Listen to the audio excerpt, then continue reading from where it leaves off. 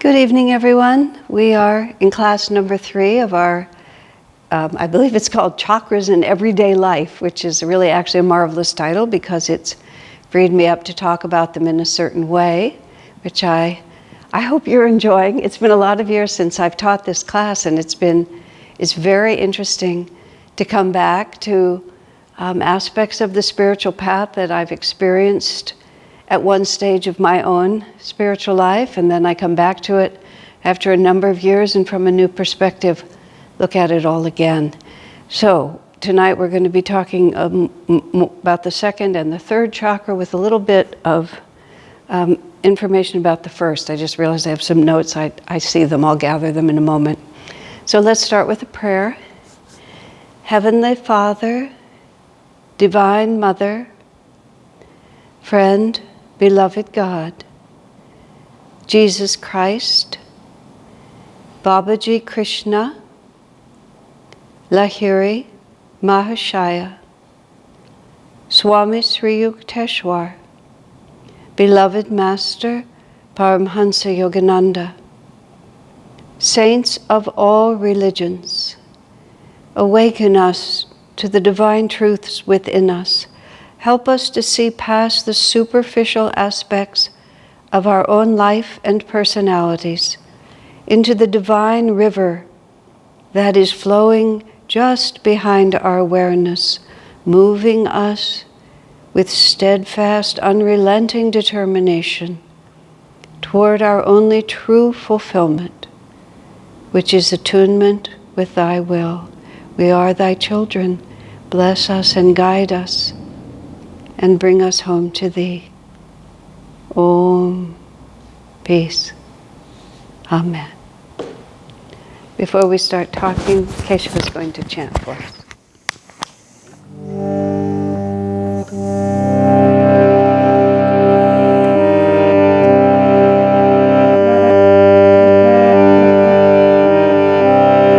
What is this life flowing through my veins? Can it be other than divine? What is this life flowing through my veins? Can it be other than divine? In Thy light, in Thy love, in Thy joy, I am one with the infinite. Om. In Thy light, in Thy love, in Thy joy, I am one with the infinite. Om. What is this energy flowing through my form? Can it be other than divine? What is this energy flowing through my form? Can it be other than divine? In Thy light, in Thy love, in Thy joy, I am one with the infinite. Om. In Thy light, in Thy love, in Thy joy, I am one with the infinite. Om. What is this consciousness flowing through my brain? Can it be other than divine? What is this consciousness flowing through my brain? Can it be other than divine? In Thy light, in Thy love, in Thy joy, I am one with the infinite. Om. In Thy light, in Thy love, in Thy joy, I am one with the infinite. Om. What is this power flowing through my will? Can it be other than divine? What is this power flowing through my will? Can it be other than divine? In Thy light, in Thy love, in Thy joy, I am one with the infinite. Om. In Thy light, in Thy love, in Thy joy, I am one with the infinite. Om. What is this life flowing through my veins? Can it be other than divine? What is this life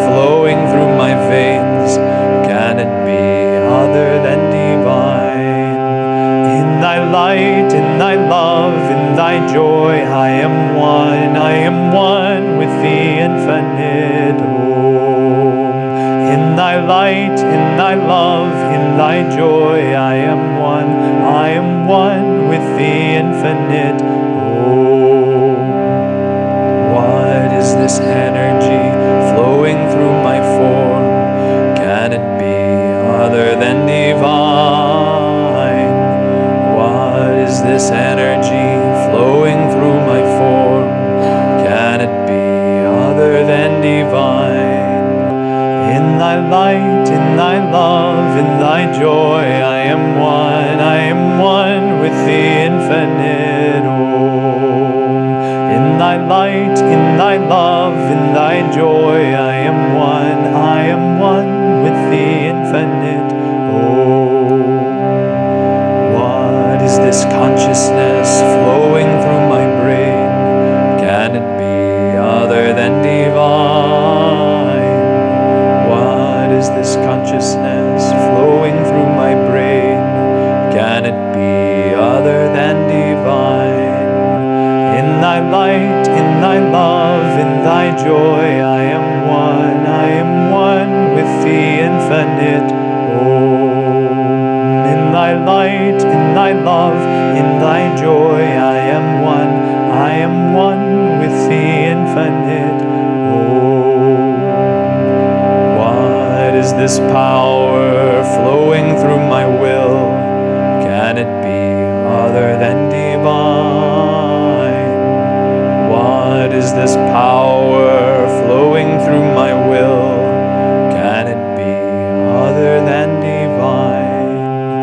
In thy light, in thy love, in thy joy, I am one with the infinite. Oh, in thy light, in thy love, in thy joy, I am one with the infinite. Oh, in thy light, in thy love, in thy joy, I am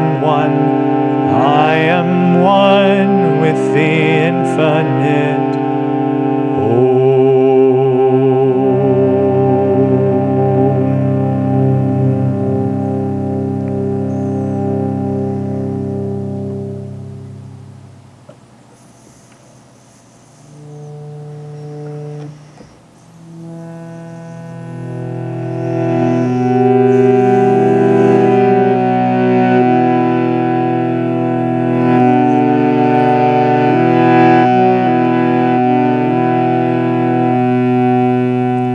Engrossed is the bee of my mind on the blue lotus feet of my divine mother.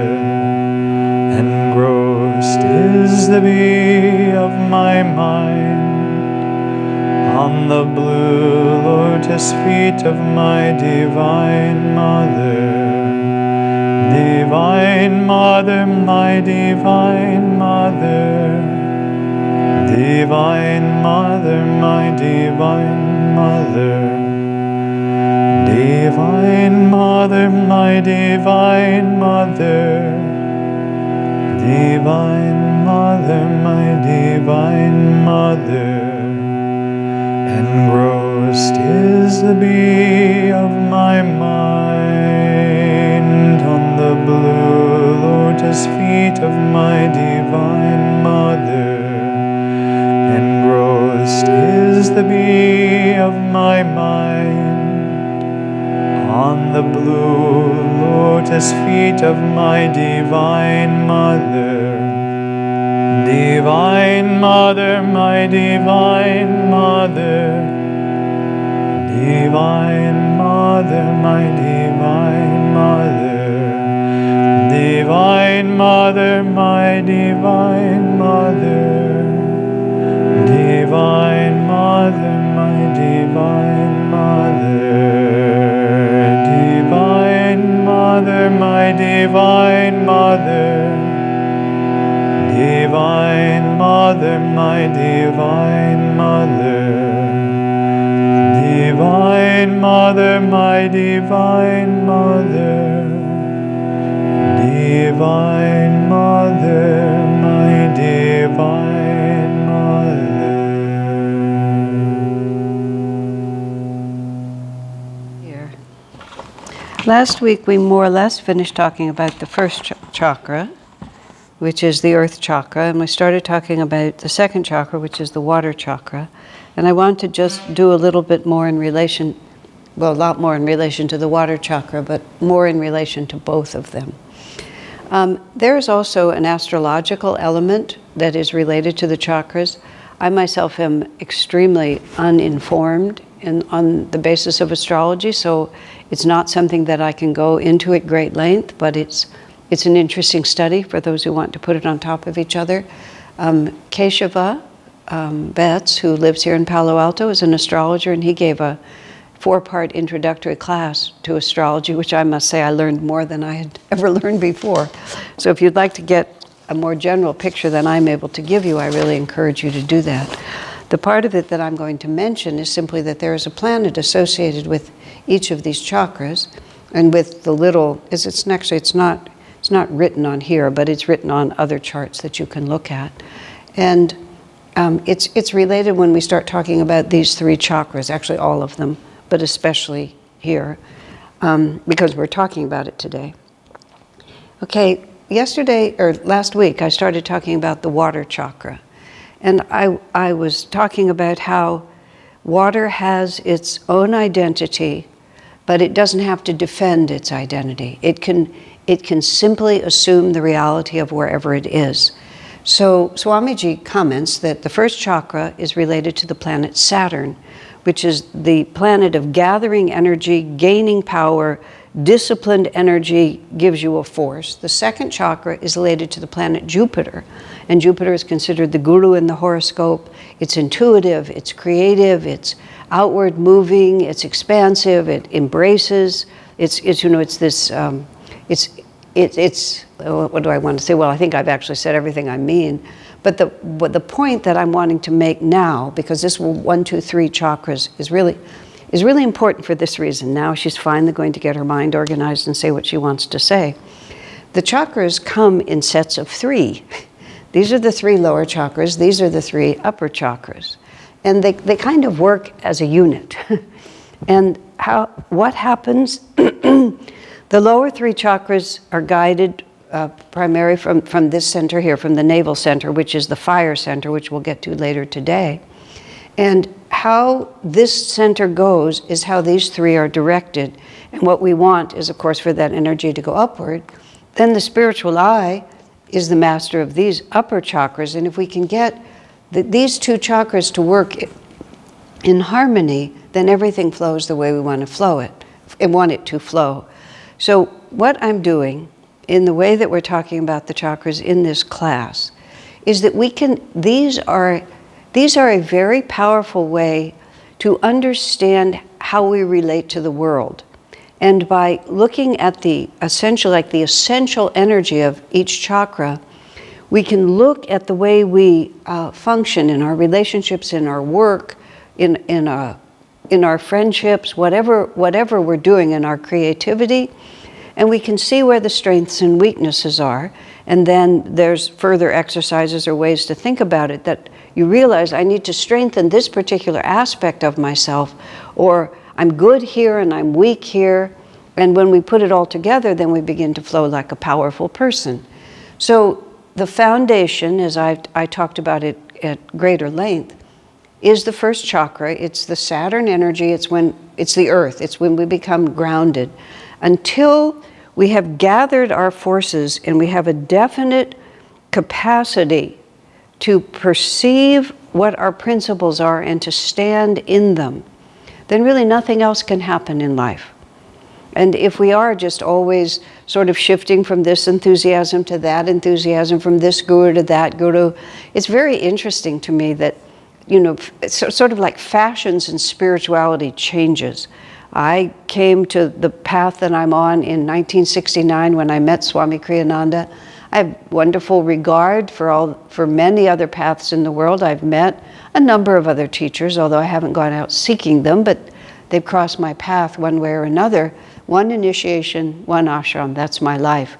I read people's biographies, and it's like the more ashrams you've been in, the more initiations you've taken, the more techniques you've practiced, somehow that's considered to be that makes me a more effective person.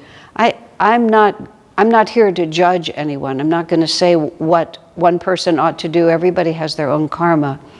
But at a certain point, whether it means I choose my path and I stay on it, or I'm a truth seeker and I seek truth, however you define it, we have to plant ourselves, as Swami called it. You put a rock in the river and the river flows around you.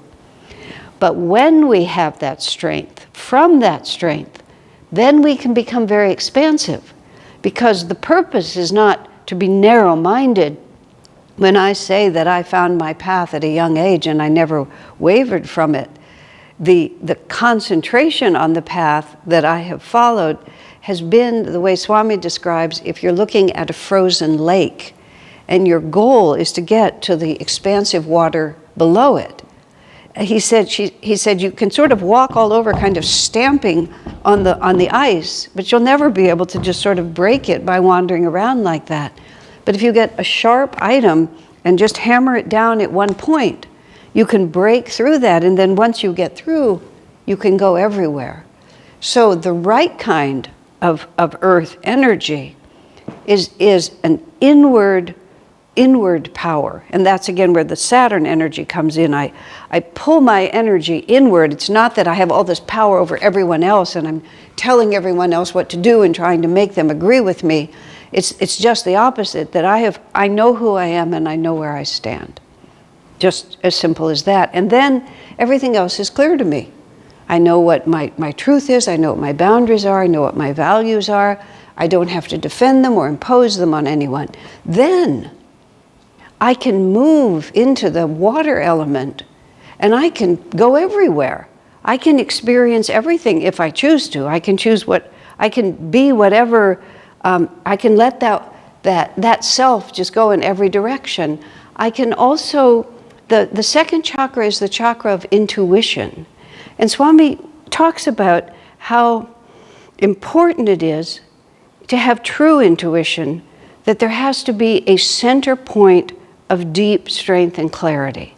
A lot of times people want to follow intuition, but the way think of it like this. You know, water is either, you can be focused in this powerful, overwhelming stream, or the opposite of that, if you have no control over it, is you become wishy-washy. You're a little bit of this and a little bit of that and then a little bit of this. And at the end of it, you don't really know what you've learned or where you stand. And so true superconscious intuition is not just a feeling about things. True superconscious intuition is when all questions are resolved because one has actually perceived a higher truth. And even the capacity to follow that higher truth depends on how strongly we have mastered our own energy. Because if we can't then focus and discern, among many options, see what happens to us sometimes when we try to be intuitive is that we have many different voices inside of us. And of course, intuition is progressive, and so you also have to understand this. If one's life is completely run from the outside, when I was about 19 years old, I was working in this office. Let's see, truthfully, I probably would have been 21. I was 21, I was working in this office as a secretary, and there was another secretary in the office, and she was getting married. I have always been a bit of a bohemian, or a nonconformist was the word that I came up with recently. I've just been an individual. I haven't been a rebel, but I've tended to make my own decisions about things to a certain extent. She was getting married, which seemed to me like an intensely personal thing that a person should do. But she was literally planning her wedding out of magazines. She was looking at different magazines, she was looking at different celebrities, just everything about what she was doing. She was looking to see what the world around her does, and then she was piling it up on top of herself and that was how she was going to act. Now, I was naive, I was very young, I had almost no experience of life. The only word I can use is I was shocked. I was positively shocked. I just couldn't imagine that a person would give to the outside world decision-making power over something that was so incredibly personal. Of course, I've matured since then, and people's behavior doesn't shock me, but it did at that point. But from that, I began to realize that there are stages of developing intuition, and the first one is to internalize your responses at all. Just to say, this is what I want. You know, I don't like that style of a dress. This is the style of a dress I want. I don't like that menu. This is the menu that I want.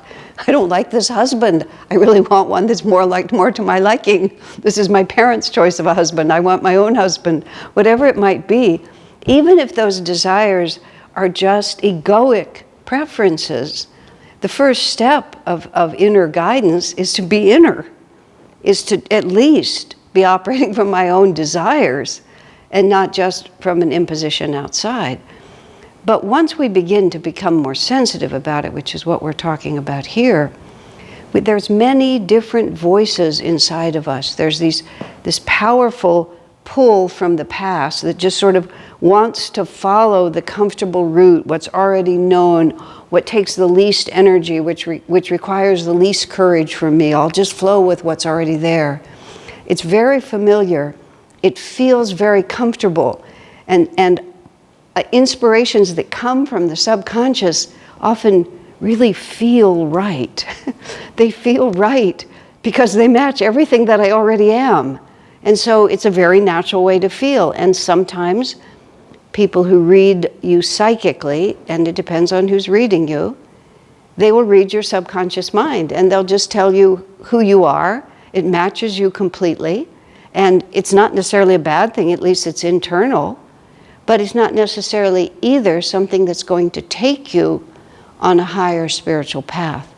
So as we really begin to think about intuition, we have to ask ourselves, you know, what is subconscious, what is conscious, and what is superconscious? And the superconscious intuition is where the divine, where our higher self is trying to take us. It's not necessarily contradictory to the flow of energy we already have, but it has a qualitative different vibration.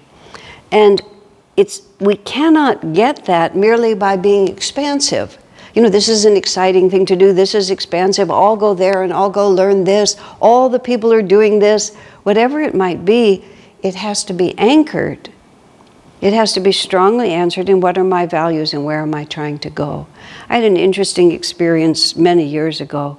I lived for the first 10 years of my spiritual life at Ananda village. It was a very rural community, very simple living conditions. I had a very simple domicile, this little trailer. It was funky, is actually the only word for it, and I wasn't much of an interior decorator. As my friend said when she saw my little house, oh, she says, it has your, let's see, how did she put it? Your unmistakable stamp, your unmistakable decorating stamp. Absolutely nothing. It was the truth. It was just nothing. I just didn't know how, or I wasn't inclined. Just nothing. Complete, whatever the plain thing was, it was just as plain as it could possibly be. It wasn't a true expression of myself, but I hadn't found myself yet enough to know how to express. So I lived very happily, though, in these very simple conditions. And one day, I woke up and I looked around at this very funky, very brown, very dull, very cramped little space. And this very strong intuition came to me. This is not good for me. You know, this has served me until now. You see, this was my Saturn. I've drawn all my energy together. My energy is very strong. I need to expand. I need beauty. I need light. I need color. I need space like this. But I'm sitting here. My life is completely committed to Ananda. The reason I'm living in such primitive circumstances is because I have no money. And the reason I have no money is not at all because I'm incapable of getting money. I could easily have, the phrase I was using recently, I have not maximized my earning potential in this incarnation. I've made other choices. So I was there and I could feel that I really needed to do something else. But in order to do that, I would need money. And in order to get that money, I would have to turn my back on my first loyalty, My first loyalty was to the spiritual path. It was specifically to Ananda. It was to the work I was doing. There was absolutely no way I could turn my back on what I was doing. So even though that expansive thought was there and I felt the truth of it, I had to hold to my first loyalty, which was to serve God in the way I was serving it.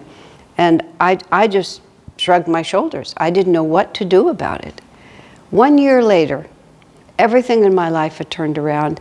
I woke up in the morning, I looked up and I saw rainbow lights on the beautiful white wall, which were from the crystal that was in the window. And then I looked over at the bright blue carpet and I looked out at this expansive view where the sun was shining. And it just suddenly crossed my mind, oh my gosh, look at this. Look what's happened. And just everything that I knew was correct had come to me because I had remained loyal. I was absolutely certain of it. So this, among other things, is the way this energy moves with us. You know, and this is also the chakra of creativity, and we talk about it because it controls and directs. Let me say that the sexual energy, the sexual system in the body, it emanates from that chakra in this sense that the chakras, as I was saying in the first class, the chakras are there first, and then the nerves that run the physical body come after it. The power of the chakras is the magnetic force that attracts the physical elements that create a physical body. But the higher dimension of the second chakra is creativity itself. Procreation, of course, is the material form of that. And the sexual impulse is the way that we express our desire to expand. And I don't just mean expand by having children, although that is a natural outgrowth of it, but it's also just to identify, to be close, to have more relationships. But what we're really looking for is to be a channel for that divine creativity. And once again, creativity flourishes when it's grounded in a gathered force of discipline. We can have all the creative ideas in the world, but if we don't have the focus and the discipline to follow through and do it, if we haven't trained ourselves, technique is not the same as genius, but without technique, you can't just sit down at the piano, most people can't, without a lesson or a practice session, and then just suddenly make beautiful music. It can't be done. But when we discipline ourselves, and this is again where the first and second chakras really have the power to work together, and when we become very clear, not only in our method of doing it, but what we want to say. I was trained by Swamiji over many years to be a writer, also to be a speaker, but his more direct attention was in my ability to write because there were more obstacles to that. So he worked with me a lot. And I vividly remember early on, I spent quite a few years, I was doing mostly promotions. Sometimes I would write articles, I would write brochures and things like that. For those first 10 or 15 years, I didn't do anything else. I didn't write any books until 2003, so that was a lot later. I've written 4 since then, but I didn't write any until then. And Swami would often, in fact, almost always throw away what I'd written. And he said to me, you're actually very helpful. And then he would throw away what I'd written, and then he would write what really needed to be said. He said, but what you wrote is actually very helpful because it shows me what I don't want to say. And he would actually, literally, I would hand him a typewritten piece of paper, and he would discard it without reading it. Sometimes, not always, sometimes, because he could feel that it didn't have enough magnetism. I had lots of flowing creative ideas, but I just wasn't grounded in clarity of mind, in clarity of intention of what it is that I really wanted to say. It's as simple as that. One of my absolute favorite phrases, and all of this is much more fun in retrospect than it was at the time.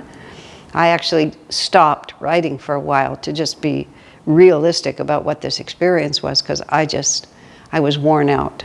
And the darn thing about it was he was always right. It was very annoying to me, but I always knew, I never doubted his appraisal of what I did. And sometimes things were okay. Okay, good, very good, excellent. You know, he would be very exact, and every so often I'd get all the way there. But he said to me, you don't know what you want to say, so just to be sure, you say it 3 times, which I remembered, but I didn't quite understand until I'd broken through on it. And then it was very simple.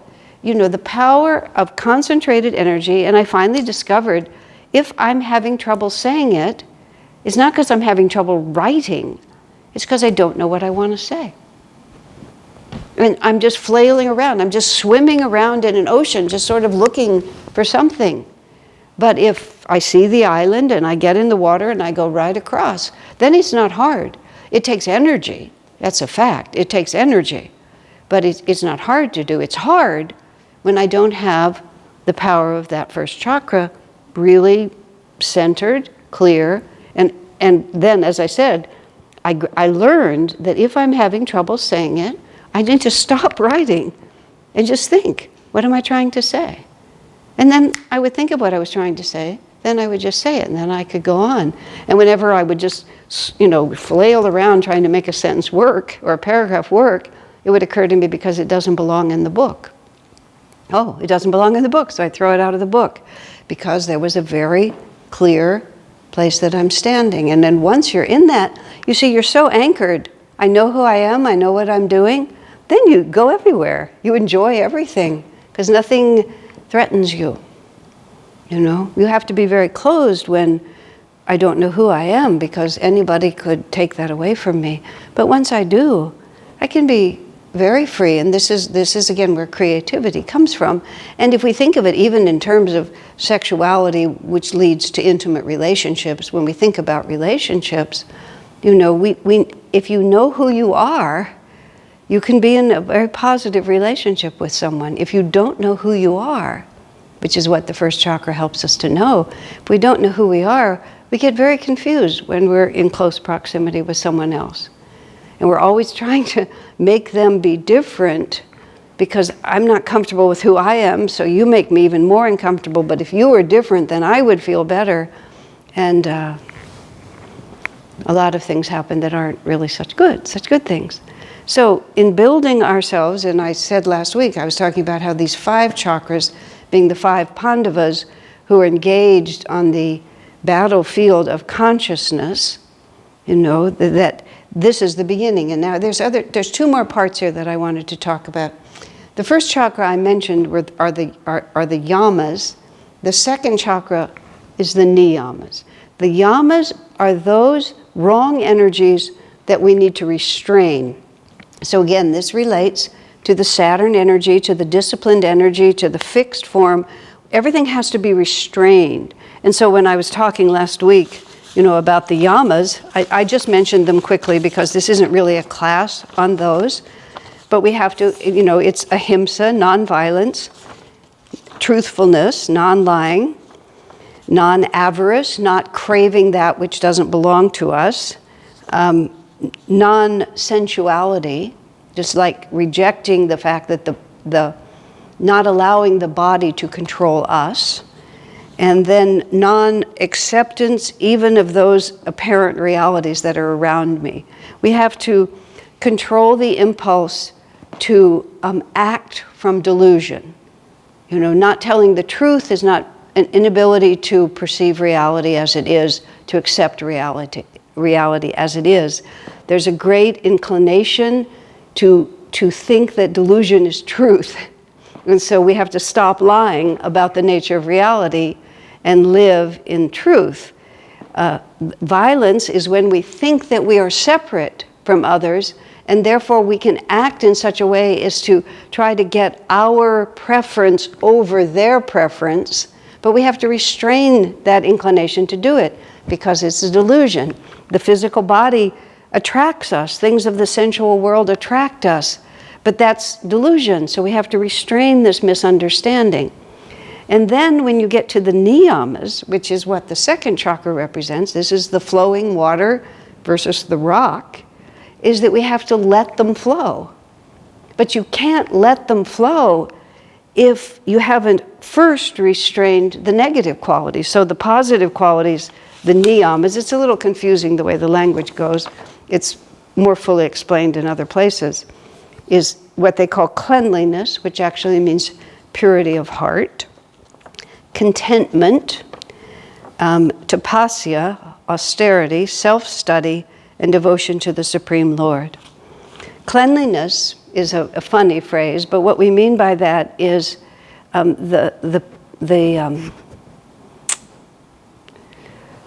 when we stop, when we have restrained the inclination to define ourselves by delusion, what's left is the gold. That's the way you would say it. Purity of heart is simply to be what we actually are, instead of in our confusion and delusion trying to be something we're not, trying to be the physical body, trying to be this aggressive ego, try to assert that the material world is the real world. When we stop doing that which is false, what automatically shines forth is the truth of who we are. I wear this gold ring. It has a very wide band of gold on the back. Gold is, I read recently that, all the gold in the whole world that's ever been mined, relatively speaking, is a very small amount. It just keeps getting reformed and moved around because it's so powerful and it's so pure. And that if I happen to lose this ring and it were buried in the ground, someone could find it 200 years from now. And when they pulled it out, it would still be exactly what it is. It just would have to be cleaned off a little bit. So with the yamas, we clean off. We remove all these misunderstandings. We control the inclination to participate in delusion, and then the truth of who we are shines forth. Blessed are the pure in heart, Jesus said, because we've removed all these other conflicting desires, and this allows us to flow freely in the world. Contentment is a really gorgeous quality, and it sounds like it's contradictory to the free-flowing expansiveness of the second chakra. But when we're talking about contentment, we're not talking about weak-willed passivity. And this is where both the third chakra and the first chakra are really essential, and I'll explain that in a moment. But the first chakra is strongly fixed on a truth that it's seeking. So we're not content in the sense of that I'll accept limitation, I'll accept disappointment, I'll accept, my worthlessness, my lack of ability to express. We're not content in that respect. What we are is we are content to deal with what is. We don't rebel against what is. We don't rebel against the revelation of my own limitations. This is who I am. But we're not content in the sense that once we see that, we just stop. Because the first chakra and the third chakra too keep pushing us toward our higher aspirations. But if we don't have truth, if we don't know where we're going, then the contentment becomes negative. See, all these qualities can be positive and negative. It's santosh, it's this divine awareness that I am a child of God and everything that happens to me comes from God. And therefore I am content with whatever God puts in front of me. And the main thing He puts in front of us is the necessity to work for our own realization. But I don't try to hide from that. See, and we'll get more to this in the third chakra, which is the fire chakra. Oftentimes we want things to be different than what they are. That's where we begin to lie. It's just like, it's too much work. I just want to be God realized without working. I remember when I was very first starting out on the path, and I was associated with this very interesting group of very high IQ individuals, very smart men, mostly men. And we read somewhere in one of the books that one of the ways, that sometimes realization comes to you when you're asleep.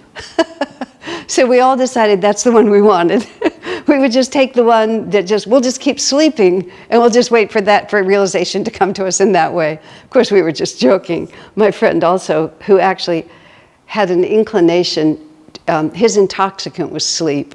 He didn't take drugs, he didn't drink alcohol, but he tended to, when things were too much, he would just sleep. And he had an incredible capacity to sleep really many hours a day. But he proudly said, there's 3 states of consciousness: subconscious, conscious, and superconscious, and I have mastered one of them. And this is the way you can use logic to completely confuse yourself. But anyway, that was how he put it. Okay, now tapasya, which is austerity, which is also something that we need to express. And it's kind of an odd thought, because we think of tapasya as to be restrained. But tapasya is just simply, very quietly, the ability to endure. We think of it as tapasya, but as suffering, as sacrifice. But the ability to endure is once we have the ability to endure, once we're able to just take life as it comes, not panic, but here again, we have to go to the first chakra. I want the truth.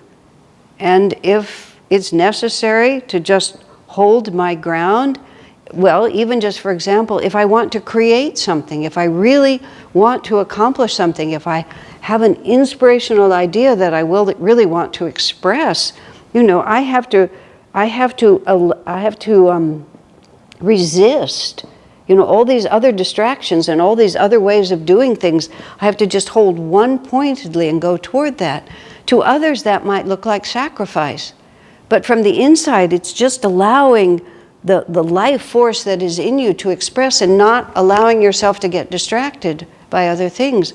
When I finally was able to write, one of the ways that I was able to do it is I went into very strict seclusion, especially the 4th book that I wrote, which was the one that the others I was working my way up to. I went far away, and fortunately I went to a place that had no cell phone reception and no internet. And when I was driving, it was 1,000 miles away from here. It was a place I'd never been to, although it was a cabin that belonged to a friend. I had never seen it. I knew nothing about it. It was really quite isolated, not in the wilderness, but there were no close neighbors, and there was no communication system. I was going to put everything I had into this car and drive 2 days up there. And somebody expressed to me a little bit of anxiety on my behalf. I was going to be all alone, I was going to be so far away, all these different things. It was very interesting to me. It never crossed my mind. It had never crossed my mind that this was a tapasya. To me, it looked like freedom. And that's what we're talking about when that's as the tapasya as a yama. It's just our desire to concentrate and to really accomplish and to take this intuitive force and really use it and push everything else aside. That's a magnificent force that we need to just let it be, especially when it's strongly grounded in who we know we're supposed to be in our lives. Self-study is, again, it's self-understanding. Sometimes people describe that one swadhyaya as studying the scriptures, but Swamiji corrected that. You're studying the self. Who am I? What am I really here to be? See, if our expansiveness has no direction, then we do a little of this and a little of that. Swami Kriyananda remarked he was a multi-talented person: music, writing, organizing, lecturing, architecture, photography. He could do pretty much anything he set his mind to do. He said most multi-talented people never really accomplish much in any field. He said because they don't concentrate. The way Swamiji put it is when he was writing music, he said not only did he not write books at the same time, while he was writing music, he said he couldn't imagine how he was ever able to write books. He just put it so far outside of his mind, he became a musician. And then when he was finished writing music and he would pick up a book again, he just couldn't even remember, how could melodies and lyrics and orchestration, he couldn't even remember how any of that would come to him. He knew who he was, And he would immerse himself in whatever it was that the divine wanted to send through him, with this complete freedom in every respect in his life. He was fearlessly himself. He just knew who he was. He trusted that God was flying through him, and he would just do it. The first book that I tried to write, I spent maybe I feel like it was 3 years. It's hard to believe that I actually spent 3 years. I spent 3 years having publicly announced that I was going to finally start writing. I'd had this conversation with Swamiji. I was visiting him in Assisi, standing in his kitchen, and I hadn't written anything notable at that point in my life. And he said, why aren't you writing? He said, are you too busy, too lazy, or too scared? I said, all of the above, sir. It was just that. I was too busy. I was distracted. I was allowing my creativity to dissipate. I was also afraid of the energy, of putting out the work. And I was too busy, too lazy, and too scared. And I was afraid I would fail. So I publicly announced that I was going to put down a lot of my responsibilities and I was going to start writing a book. I feel like I worked for 3 years. As I say, it's amazing to me that I actually did, but maybe I did. At the end of which, and I'm not exaggerating, I did not have one usable paragraph, not one. It was humiliating, but it was also a marvelous experience spiritually. That's what I said to Swami afterwards. I said, except for the fact that I haven't one usable paragraph, this has been a wonderful time spiritually, because I didn't understand myself. I needed to know myself better. I was just full of doubts and conflicts and judgments and anxieties and tremendous fear about just being myself. I knew what my basic principles were, but I just didn't know I didn't know who I was supposed to be. I had so many different personalities just playing out, couldn't understand what all those forces were and how they played. So what I basically did over those 3 years is I got to know myself a lot better. And it was the humiliation of it, just completely failing and having to just deal with that allowed this level of knowingness to come into me. So that when I finally sat down to write what became Swami Kriyananda as we have known him, I was very comfortable with who I was. And I wasn't the 3 years before that when I started. I was just trying to be all these different things. So I had all this creative energy. I've never had a lack of creative energy, but my lack of self-knowledge, of self-understanding, just constantly fought, trying to present a certain picture to the world, trying to please these people, trying to please that one, trying to do this. There was a point at which, wonderfully, Swami was so marvelous. I was having so much trouble, and I'm talking to him on the phone, and he said to me, "This is simply not working. I think you should just give it up." Now, when I was 24, Swamiji told me I needed to write about him. And so I took notes. In 2003, that was the book I was trying to write. The book I was trying to write is the one I wrote in 2019, but I started trying to write it in 2003. And I'm supposed to be, see, that's even what it sounds like, supposed to be writing this biography of Swamiji. I just couldn't do it. There were 1,000 reasons why I couldn't. And finally, actually, he asked Davy to write, and Davy wrote the beautiful book, Faith is My Armor. And actually, after Davy wrote that book, I was sort of liberated from that assignment, which is one of the reasons that I was able to do what I did. But he says to me on the phone, sort of like this, "Look, this just isn't working. Why don't you just give it up?" Which was very strategic on his part. Because when he said, "Why don't you just give it up?" the first thing was, this was an imposed assignment, and now I don't have to do it. But when he said that to me, swadhyaya, self-understanding, came to me. And I thought about it for a moment, and then very emphatically, I said, "No, I have something worth saying," like that. And that was actually sort of the first time that I just knew who I was. I have something worth saying. And then I switched and I wrote stories about Swamiji because Devi had taken the responsibility for the biography. And I wrote those stories, but I didn't have any trouble writing them because I have something to say.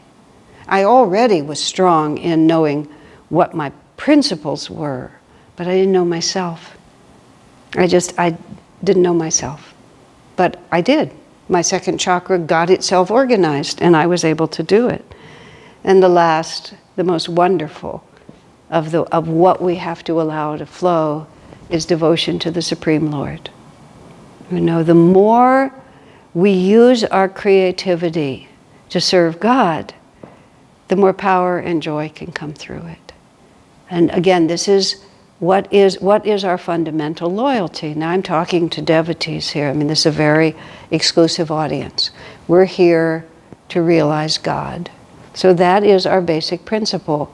And the more we take our creative, expansive energy, whether it's expressed through having children, raising families, loving a partner, loving people in the world. It doesn't have to be, I happen to be a creative artist kind of person, particularly words, written and spoken words. These are my children. This is what I do. But it doesn't make any difference what you do. It makes absolutely no difference what you do. How you do it and why you do it, that's everything. And if we do, the more we allow our natural love of God to just flow freely from us. When we understand who we really are and we don't resist anymore that I am a child of God and that our natural purity comes forth and our ability to just put aside superfluous things and just whatever God sends me, I will do. This capacity for tapasya. Tapasya is actually, it's kind of fun. It's just like I concentrate, I achieve. It's so gratifying to actually really focus who we are. Now, this is the first and second chakra going together. Now we come to the third chakra, and the third chakra is the fire chakra, and it's the planet Mars, and Mars is the warrior. Mars is the god of war. So this third chakra has different ways of expressing. People who are very strong, have very strong energy at the third chakra, at the fire chakra, can be very powerful but very destructive. If that fire energy is used, to sort of burn up the world around us, people who do a great deal of damage in the world, or conquer, but conquer externally. That's one way to use the energy. But the fire energy is absolutely essential, and this is the deciding point in our success in life, and especially in our spiritual success. And in terms of the Pandavas, the 5 brothers who are the force of spirituality, I explained this earlier in the Bhagavad Gita and the Mahabharata, the third chakra is Arjuna. And in the whole story of the Mahabharata, which is just a fabulous tale, elsewhere on my YouTube channel, there's at least one, and I think there might be 2 different times when I've told the whole Mahabharata story with all of the symbology in it. I am told it's a very entertaining series of classes, and so I highly recommend it to you. It's kind of a painless way to learn a lot about the spiritual path. Well, Arjuna, all through the Mahabharata, there's 5 Pandava brothers. Arjuna, of course, is the one in the middle, 2 below and 2 above. 2 below and 2 above, if we think of these 5 chakras representing our warriors on the field of Kurukshetra. They're all extremely powerful warriors, but everything depends on Arjuna. And the story of the Mahabharata with Krishna driving the chariot for Arjuna, and the story of the Mahabharata is after endless, tremendous efforts for the Pandavas, the spiritual brothers, to find a compromise with the Kauravas, the materialistic cousins, and Yudhishthira, who's the throat chakra, just makes compromise after compromise, but the Kauravas are absolutely unwilling to relinquish. The Pandavas say, just give us 5 villages, and we'll just be content. We don't have to have the whole kingdom. And the Kaurava king, Duryodhana, declares that he will not give them so much land as is covered by the point of 5 needles. It's absolute. They have to go to war. So it's a righteous war. It has to be fought. This is history, but it's also, of course, symbology. The spiritual side of ourselves keeps trying to make peace with the worldly side. I'm going to be a spiritual person and have a little bit of money and a little bit of sexual pleasure and a whole lot of food and a really nice house and a little bit of power over people. But I'm a spiritual person. But you can't compromise. You can't gamble with worldliness. And in the Mahabharata, it finally happens that Yudhishthira gambles with with Sakuni, Duryodhana's corrupt uncle, and the dice are loaded against him and he loses everything. That's how it all plays itself out. It's a great story. I could go there for a long time, but I won't. But after, hundreds of pages of all of this happening, they are finally on the field of battle because there is no other choice. And they're about to go to battle, and Arjuna says to Krishna, wait a minute, I'm really not sure I want to do this.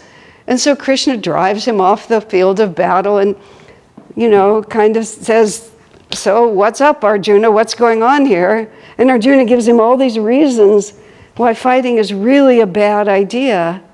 And then the result of that is the Bhagavad Gita. Because Krishna explains to Arjuna that, son, you got to do this. And he also says, if you give up, the whole cause is lost. And with all these other warriors, there's so many other warriors. Why is Arjuna so important? Because Arjuna controls the 3rd chakra, and the 3rd chakra controls the lower chakras. Whichever direction Arjuna goes, everything else will follow. Because if Arjuna goes for worldliness, then the 2 lower chakras will go for worldliness. The heart will be pulled down into it, and the spiritual eye won't be able to win. But if Arjuna, the god of war, resolves that he's going to stand strong, he knows who he is, he has all the expansive power that Jupiter gives him, he has the fire of Mars, and he's going to go upward into spirit, then the lower 3 chakras will follow, the energy will rise to the heart, the spiritual eye will be able to succeed. But that fire is absolutely essential. And see, what happens is a lot of people become spiritual because, and they have a natural water quality, a natural Jupiter nature. They're expansive. We love everything. We're exciting. We like to travel. We like adventures. All these different things, but it's all just kind of flow with the river. It's just like wherever it takes me, that's where I'll go. And when it gets a little bit too hard, I'll just find something else to do because, after all, God wants us to be happy. I remember, let's see, what was the context? Let me think how this was. Oh, I know what it was. It was this, I always thought it was someone else, but it was I who was involved in this. I remember I was trying to give a class about success in relationships. And to really have successful friendships and real success in your relationships, you have to be very focused, you have to be very disciplined, and you have to be very self-sacrificing. To win love, you have to give it. And if you're just sitting there demanding it, it tends not to come to you. So I poured my heart out in this 3-hour seminar. And when it was finally done, this man comes up to me and he says, well, all that was very interesting, but what about those kind of relationships that are just like falling off a log, like this? And I just thought, those are the kind of, after experiences like that, I write letters to Swami asking if I could be reassigned to the kitchen again. It's just like, I don't know what to say. There is no such thing as a successful life that is just the same as falling off a log. You can fall off a lot of logs. You can float down a lot of rivers. And you're not going to end up at the end of your life, if you have true values and ambitions, any place you want to be. And so war is the image here. We don't like that. We don't like that. And Arjuna didn't like it either. One of the magnificent things about the Mahabharata and the Bhagavad Gita, here is Arjuna. His brothers depend on him. Everybody knows how magnificent and powerful he is. And even he seriously waffled. So we also have to understand that what success looks like in using this fire energy, it isn't like falling off a log. It's war.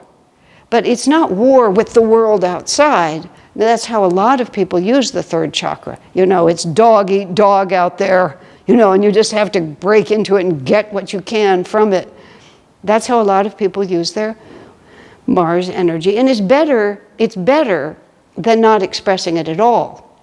You have to get the fire going, but then you have to gradually figure out what is the real enemy and where is the real battle. And the battle of Kurukshetra is a place that you can actually go to in India because it really happened. But the field of Kurukshetra is the field of our own consciousness. A young man that I knew was very attracted to our teachings, but also had lots of worldly ambition. And there's nothing wrong with wanting to accomplish things. What your core values are nice to have clear in your mind, but having ambition is not a bad thing. But he was afraid, because he looked at my life, that if he became too involved in what I was doing, he wouldn't optimize his earning potential, among other things. And he was very concerned about that. But I asked him the question. I said, what is the greatest obstacle to your achieving things in life? And he was a very thoughtful man. And he thought about it for a moment. He said, myself. I said, yeah, that's right. 3 years trying to write a book with nothing to show at the end of it. I had all the time in the world, and look at me, I can just spill words out all the time. The obstacle was me. So I said, if you can get self-mastery, the biggest obstacle is yourself. And yourself, your fears, your laziness, your misunderstandings, your lack of attunement to the right energy, just all the different things. If you can master yourself, then everything else flows from that. And he didn't decide to come onto this path, but he thoughtfully understood what I was talking about. So the war that we're fighting with the third chakra is between the downward pulling energy, which wants to, seek its security in the world. The first chakra is about loyalty and security. The second chakra is about creativity, keeping ourselves fresh and awake. The way many people deal with the need for creativity is that they become fickle. They just sort of are always changing one thing to another. Instead of going deep into the creative potential of their own lives, they just keep drifting from place to place.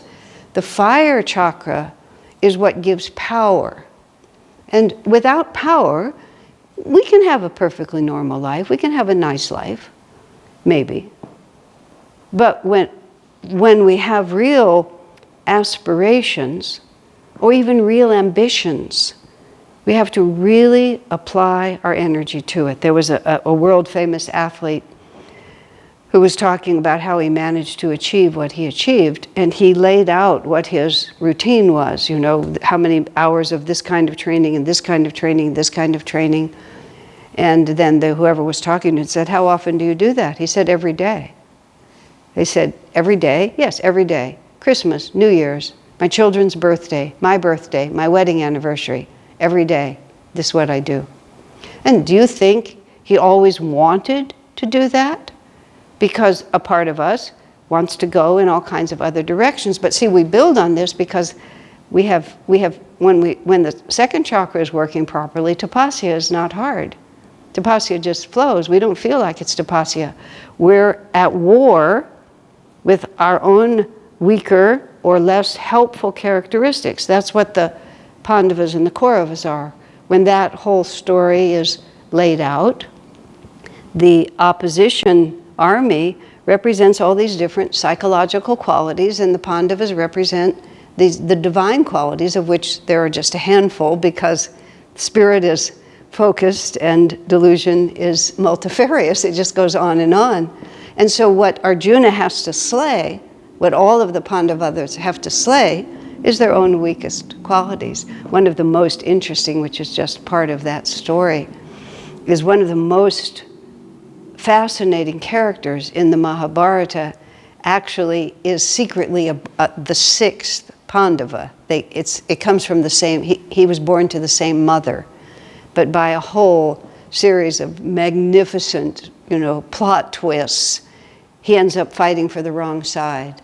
And for a long time doesn't know, and none of the other Pandavas know that he's their oldest brother until it's too late. Psychologically, what he represents is the desire to be happy in this world. And so he's so powerful and he's so good, but it never quite works for him. Always some weird something goes wrong, because we have to understand that we have to and this world means the desire to just collapse into the most obvious pulls of delusion. It's like going all the way back to the first chakra and not restraining those energies and just letting, our mistakes, having no self-control over the physical body, having no capacity to see our unity with others, having no ability to see reality as it is, but I want it to be like this. There was this little boy who lived in our ashram in San Francisco house. We had this 5-story house with this beautiful wooden staircase that went up the middle of the house. The house was hardwood all over the place, so it was just like this giant echo chamber. So just anybody walking anywhere in the house, you could hear it all over. This little boy was about 3, extremely strong-willed, very fine fellow who grew up to be a very interesting and fine man. And he woke up about 2 one morning, and nobody else was up, but he was wide awake and he was really bored. So he got out of his bed and he went and he stood at the top of the stairs and with his full-throated little voice just shouted out into the dark house, "I want it to be morning!" Just like that. Of course, it wasn't morning. And no amount of shouting from the top of the stairs was going to make the sun rise. But that's what we're working with when we're working with the fire chakra. We have to really put out energy with the yamas and the niyamas cooperating. These are the true values of who I am. Now I must apply them. And what keeps me from applying them is myself. So I fight the battle of Kurukshetra.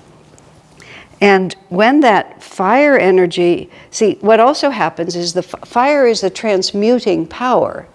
So it takes everything, any kind of a form, and it can just be burned up and changed by fire. Every Sunday in our Festival of Light, when we're meeting in our temple, I don't have a match here, so I can't really show you, but here's a candle, and we have one flame. We'll have one flame, and we say, "Gaze upon this light as a symbol of God's love."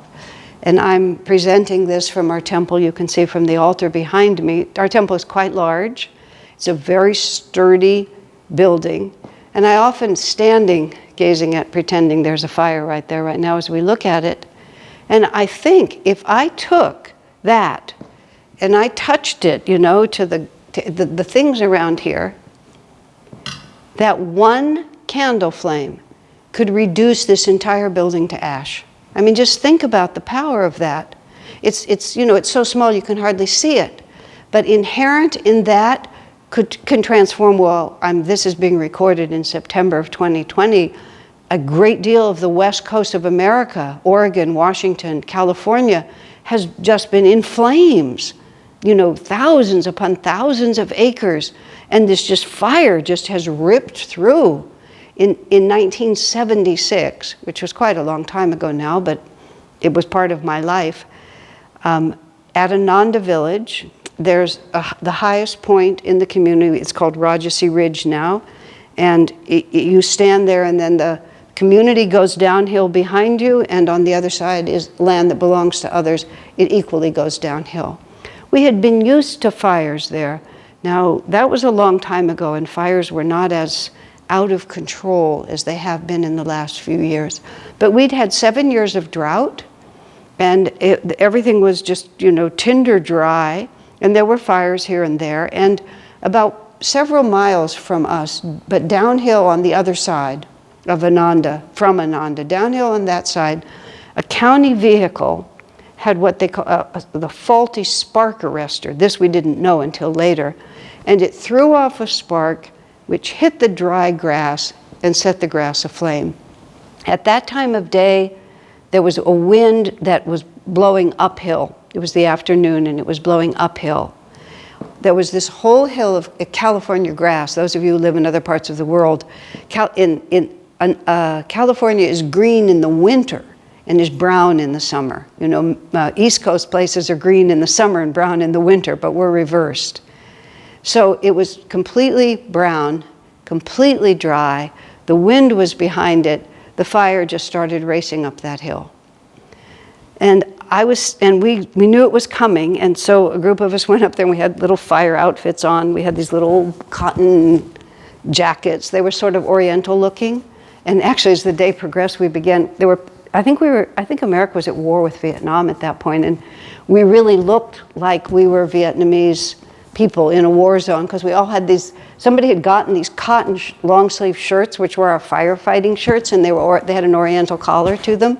So we're all dressed up alike in these little jackets that looked like what people were wearing in South Vietnam, and we're all up there. And then there was all this smoke around us. It was an extremely confusing time. And I remember standing up there with Jyotish, who was next to me, and nothing bad had ever happened to any of us, really. And I just looked down and I looked at the fire. I looked at all this dry grass. I said, Jyotish, I think Ananda's going to burn. And he said, it sure looks like that way, doesn't it? And we stood up there, just to finish the story. We stood up there and there was a road, and we tried to widen the road to scratch a fire break. We had these tools. We're scraping through the grass, trying to get it down to bare dirt. The fire came to the edge. It was just grass at this point. It came to the edge of our fire break. It just jumped like that. Just jumped right over us and started burning the grass over here, which is now going to go downhill toward Ananda. And all of a sudden, we're standing, and there's fire on both sides of us. Fortunately, it's just grass. But it was like, I think we're done here. It was like a collective understanding, we're finished. And then that fire we stood there and we watched it. All of our houses were in a very wooded area. And we watched the grass fire hit the base of the trees. And again, 7 years of drought. The trees were so dry, it did something, it's called tree topping, which the fire went up to the top of a very tall tree and then just started going right across the trees. And that was when we said, I think we're done here. And we vacated that hill and went in another direction. Now, the reason I'm talking about that is physical fire is really extraordinary, but it is nothing compared to the divine fire.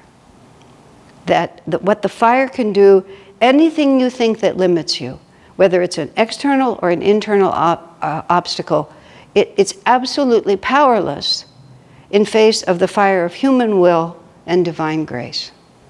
And so, if this is the quality that we need in ourselves, and before this class is finished, we have 2 more after tonight, I'm going to talk a little bit about how to use this information to really change us. So now what I've talked about, I've talked about 3 qualities so far. The steadfastness of being absolutely loyal to what your principles are and not letting superficial things distract you. The flexibility and the creativity that is required so that your fixity of purpose doesn't just become pig-headed stubbornness that's really unable to adapt. When I think about the life that I've lived, a young woman who was also interested in our path and also looking at my life was a little nervous about getting on this path because she also had many desires that I have not bothered to fulfill or never had in this life. And she was afraid that she wouldn't get to fulfill her desires, so she was a little nervous. She went a good direction in her life, but a different one than this one. But she asked me, this was a number of years ago, I was about 50 at the time. She said, "Are you happy?" And I thought, that's kind of a superficial question. People are always asking each other if they're happy, and almost everyone says yes. Very few people want to say, no, all my choices were a disaster. Really, why did I do this? There's very few people who have the self-revealing honesty to say that. So they mostly say, yeah, I'm happy. I said, so that's not really a very good question. And she was a very refined, idealistic person, and that's really what she was asking me. I said, I feel that I have had a unique opportunity in life that very few people have. I was very idealistic from a very young age. I was raised that way, and my family was that way. My family had a very, very strong moral core that both my parents, but especially my father, really put into me. And I had a very idealistic upbringing, and I had a very idealistic nature. One of my problems, big problems before I met Swami Kriyananda, was that nothing around me lived up to my idea of what I wanted my life to be. So I was extremely nervous inwardly about how am I ever going to find a way to live? And then I met Swami, then I found Ananda. But I said, even after all that time, and I'll say it now, almost 25 years after that conversation, I said, I've never had to compromise a single ideal. And I said, that's very rare. And I don't criticize people who've had to shift a little bit. They have had to choose among their ideals. Often people choose family, for example. They want to be married. They want to raise children. They need income to do that. So they may not be able to live up to the things that they hope to do because they had to be practical in their idealism, and this was required. I wouldn't call it a sellout or anything like that. It was just a necessary adjustment. In my position, and I'll still say it, I've never had to do that, ever. And that's because of Ananda. That's because the life that Swami provided me allowed me to do that. I said that's really very, very rare. However, now if I had been rigid in that, I also had this Jupiter quality, this quality of understanding that once I'm fixed on what the real principle is, there's many creative ways to express it. And over the course of 50 years, I've understood what it is that my ideals are. I've unpackaged them and I've recreated them over and over again from the same essential substance. It's always water. You know, sometimes it looked like marriage, sometimes it looked like being a renunciate, sometimes it looked like living out in the country close to nature, practically like an American Indian. Sometimes it involved having a bathroom with wallpaper, beautiful silver wallpaper, which may not sound like any compromise to you, but it was an incredible tapasya for me to have to put wallpaper, to live in a house with it had indoor plumbing, but then it had wallpaper. Was this actually a betrayal of my simple living spiritual ideals? Those are big questions. You have to have enough flexibility to really understand what is true, and even as the form shifts, and then you have to have enough fire to make it happen. You have to just really be able to say, I will do this. I will not quit. Many people ask, what's the secret of success on the spiritual path? And I've been doing it for a long time, and I've had lots of theories. This is the same thing. I've had lots of theories. When I started, my ideals were a certain thing, a certain way. Master spoke of having, if you meditate, you can have within yourself a portable paradise. That phrase, somehow that was one of the very first things of Master's writing that I remember. I can have a portable paradise. And I made this arbitrary decision that 5 years, 5 years of meditation, and then I would have the portable paradise. It was just like all the ideals I just made up. I just made up how they were going to come to be. But then I began to realize, how much of myself I was going to have to transmute. And it wasn't going to be like falling off a log or just floating down the river. It was going to be an everyday determination, an unrelenting application of willpower and energy that to transmute all of these inclinations that were not evil. You know, I wasn't born as an evil person, but, well, Sister Gyanamata, Master's most advanced woman disciple, she put it perfectly. She said, I had to realize that I had to give up everything. I just had to give up everything. She said, even those things, this was her phrase, that were mine by right, that harmed no one. But they were obstacles. They were obstacles to her freedom and to her spiritual progress. And so Arjuna, which is our third chakra, has to decide whether or not he's going to fight. And there is just a point on the spiritual path that everybody comes to where you begin to realize what I really have to do. It happens, you know, in your outward ambitions too. You know, when I was trying to write that book and I couldn't get through it. So Swami says, quit. Just quit, Asha. And I was doing it because he told me to. So in theory, if he said I could quit, then I could quit. But honestly, Mars said no. And I think that was a turning point in my whole life. And I was a little surprised. I was a little surprised that Mars said no. I'll die trying. And that's really what we have to be. I will just keep holding this candle flame against, you know, the rock hard, petrified wood of my delusions, but I will just keep doing it. And when people ask me, as I was starting to say, what is success on the spiritual path? 2 words: don't quit. And that's where the Mars comes in. Am I going to engage in this battle? Am I going to constantly, no matter how many times I fail, no matter how disappointed I am in my behavior, no matter how different it turns out, no matter how many things God asks of me that I do not like? I remember at a certain point in my life, I was faced with just a situation I didn't want to have to deal with.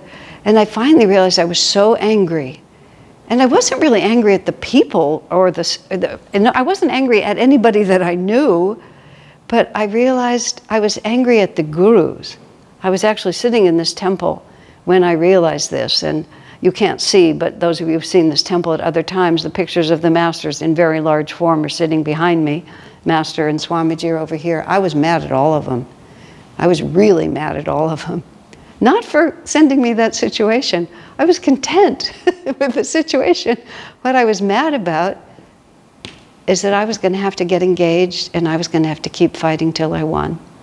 And I didn't want to. I was just mad about it. I just didn't want to.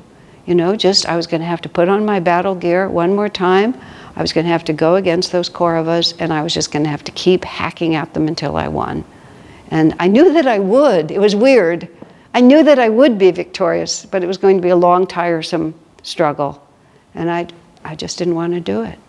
100,000 times in our spiritual life, we're right up against it. We ask Krishna to take the chariot between the field, between the armies, and we ask Krishna, do I really have to do this? He says, yes. And you know what he said to Arjuna? Because Arjuna had all these good reasons why he didn't have to fight. They're my cousins, you know, my grandfather's over there, these are my own people. It's not cool to do this. This is not good. This is a bad thing. I should just live in harmony with all these folks, you know. These are my qualities. This is who I am. This doesn't really bother anyone. This is just, I love this one. This is the way I was raised. That's what people are always saying. This is the way I was raised. A woman 59 years old said, this is the way I was raised. I said, you're 59. Both your parents are dead. Like, when are you going to become your own person? She sort of went, oh, yes, this is the way I was raised. So what?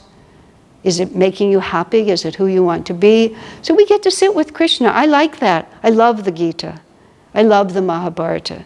Because even Krishna says, even Arjuna says, do I have to do this? And then Arjuna had all these rationalizations, and Krishna says, I'm paraphrasing, but this is the sense of it. Krishna says, you're using words that sound smart, but you're just a weak coward.